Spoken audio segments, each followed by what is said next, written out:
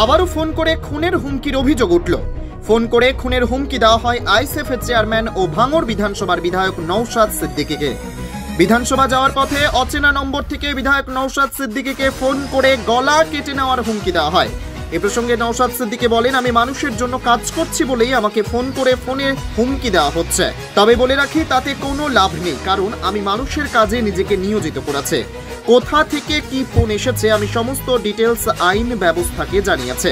যদিও তদন্ত সাপেক্ষ, তাও আমার মনে হয় রাজ্য সরকার এই ঘটনার সঙ্গে জড়িত।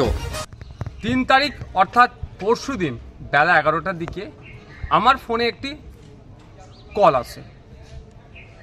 আমি বিধানসভার উদ্দেশ্যে যাচ্ছিলাম, সেই সময় একটা কল আসে।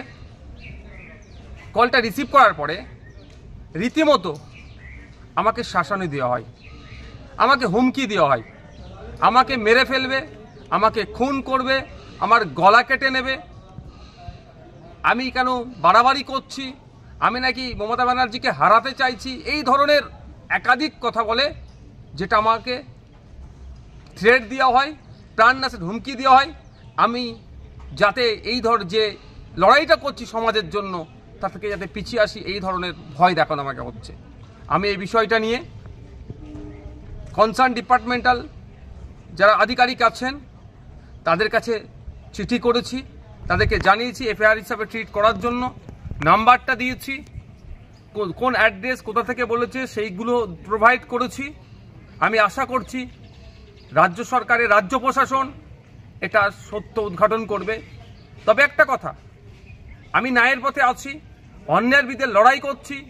তিলোত্তমা থেকে শুরু করে সাবির মল্লিকের যেভাবে হরিয়ানাতে পিটিয়ে খুন করা হলো, তার বিরুদ্ধে কথা বলেছি। আবু সিদ্দিক হালদার, শিকারি মোড়া, বিভিন্ন ইস্যুতে যেভাবে মাঠে ময়দানে লড়াই করছে এবং বিধানসভার মধ্যে কথা বলছি, অনেকের কি গাপ্ত দেওয়া হচ্ছে? আমাকে থ্রেট দেওয়া হচ্ছে? আমাকে কি চুপ করে যেতে বলা হচ্ছে?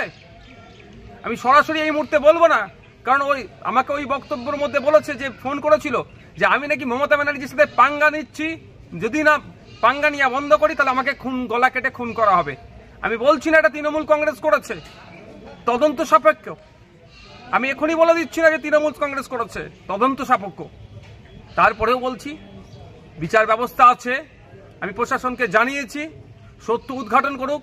এর পেছনে কি ষড়যন্ত্র আছে, কি রহস্য আছে, কার বা কাদের কথা শুনে আমাকে এই ধরনের ফোন করে সরাসরি আমার গলা কেটে নেবে, আমাকে খুন করবে, আমাকে হত্যা করবে করে বলার সাহস পাচ্ছে। পরিশেষে একটা কথাই বলবো, আমাকে এই ফোন টোন করিয়ে কেউ যদি মনে করে নওশাদ সিদ্দিকীকে জেল খাটালাম, মিথ্যা মামলা একাধিক দিলাম, তারপর নওশাদ সিদ্দিকী দমছে না, যদি কেউ মনে করে আমাকে এই ধরনের কল করিয়ে থ্রেট দিয়ে আমাকে ভয় দেখিয়ে দমিয়ে দেবে, সে কিন্তু দিবা স্বপ্ন দেখছে। খুনের হুমকি পাওয়ার পর আজ জাঙ্গিপাড়া থানায় লিখিত অভিযোগ দায়ের করে বিধায়ক। ঘটনার তদন্তে পুলিশ।